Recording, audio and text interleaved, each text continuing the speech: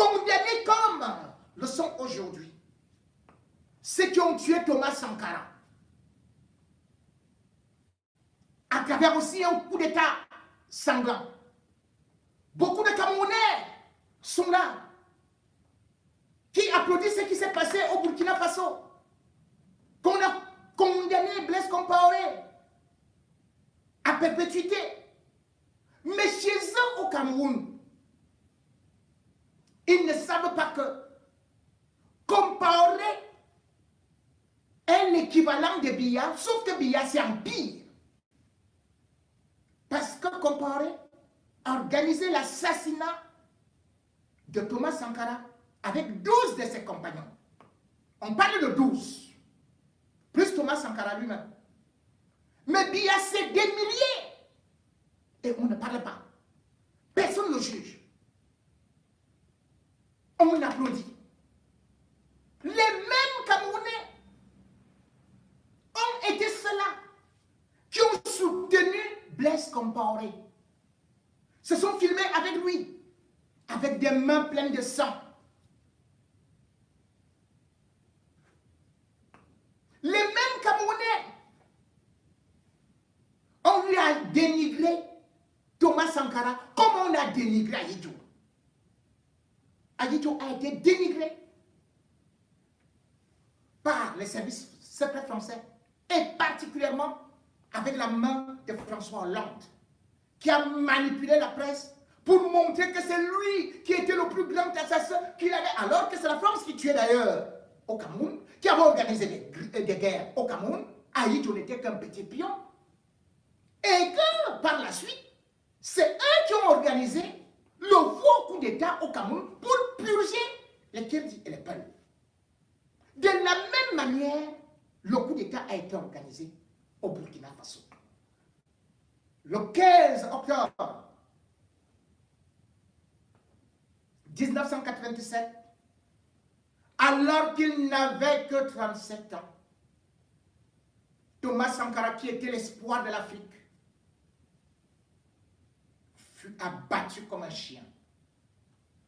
Un commando conduit par Hyacinthe Kafondo, piloté de loin par Gilbert Diendéré, était parti en flèche au niveau du Conseil de l'Entente. Et puis, Thomas Sankara n'était là qu'avec 6 de ses collègues. Il était sorti avec les bras levés lorsqu'il fut abattu sauvagement. L'humiliation n'allait pas s'arrêter là. À la manière de Biya qui a enseveli des hommes en tenue, sans cercueil. C'est de la même manière que Blaise Compaoré a autorisé l'ensevelissement de Thomas Sankara et de tous ses compagnons de malheur, sans sépulture, comme des chiens, enterrés par des prisonniers. Un chef d'État qui faisait la fierté de l'Afrique. Et Blaise Compaoré est resté là pendant 27 ans, accueillant les intellectuels africains et camerounais qui utilisaient justement les discours de la France coloniale pour dire que Thomas Sankara était un vrai assassin et qu'il était en train d'amener son pays à la dérive. Tous ces articles avaient été commandés dans le journal, dans un journal français, Le Figaro, où d'ailleurs, celui qui les rédigeait, le journaliste, a fini par admettre qu'il avait été justement mis en erreur ou alors manipulé par les services secrets français, la DGSE. Mais que n'a-t-on pas entendu? Exactement comme on entend les dénigrements qu'il y a eu sur Amadou Ahidjo. Tantôt, il faisait la fausse monnaie, tantôt, il a volé ceci, cela, tantôt, il s'était enfui, tantôt, c'est lui qui était le plus grand terroriste et que Paul Biya, c'est un ange. Ce sont les services français qui ont donné cette image à Ahidjo et donnant à Biya une image d'un ange. Un ange qui tue. Lucifer en chair. Regardez ce qui est arrivé à Thomas Sankara. Sankara, c'est celui qui représentait le nouvel espoir. Certes, il est arrivé par un coup d'État, et d'ailleurs fomenté par le même Blaise Compaoré en 1983. Mais rien que le peu de temps qu'il a eu à faire, moins de 4 ans, il avait réussi non seulement à changer le nom colonial qui était justement la Haute-Volta en Burkina Faso, le pays des hommes intègres, mais il avait réussi à mettre les femmes à la une. Il était celui-là qui disait la vérité à l'Occident, combattait la dette en disant nous n'allons pas rembourser. C'est celui-là qui faisait les discours devant l'ONU, l'OUA, en disant clairement ces vérités. C'est celui-là qui avait condamné la France, qui recevait des racistes, des gens de l'apartheid comme Peter Botha. Mais ce Sankara-là n'avait pas été soutenu par des intellectuels arrivistes, matérialistes, carriéristes africains, qui aujourd'hui sont dans des réseaux sociaux, vont courir au Mali, vont courir au Burkina, vont courir en Côte d'Ivoire pour dire qu'ils sont des panafricanistes. Et ils avaient embrassé l'idéologie de Blaise Compaoré. Blaise Compaoré est un agent au service de la France pour éliminer Thomas Sankara de la façon la plus ordinaire. Parce que Thomas Sankara n'était pas d'accord de plier les chines comme les autres chefs d'État moribonds africains. Mais Mali en a pris. Autour de lui, il n'y avait que ces traîtres-là, qu'on appelle les pères de la nation, les pères de l'indépendance, comme Houphouët-Boigny. Il n'y avait que des criminels, des sanguinaires, comme ce monstre du Libéria, Charles Taylor.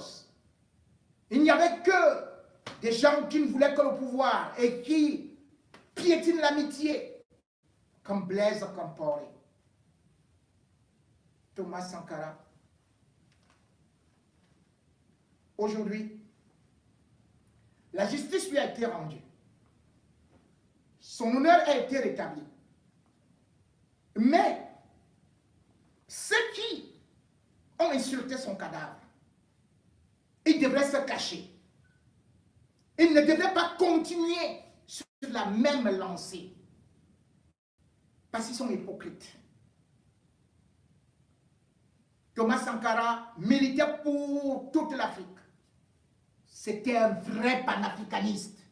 Pas les panafricains qui, dès qu'ils voient les Chinois, ils courent. Ils voient les Russes, ils courent. Ils voient les Indiens, ils courent. Ils voient ceci, ils courent. Ils voient ça, ils courent.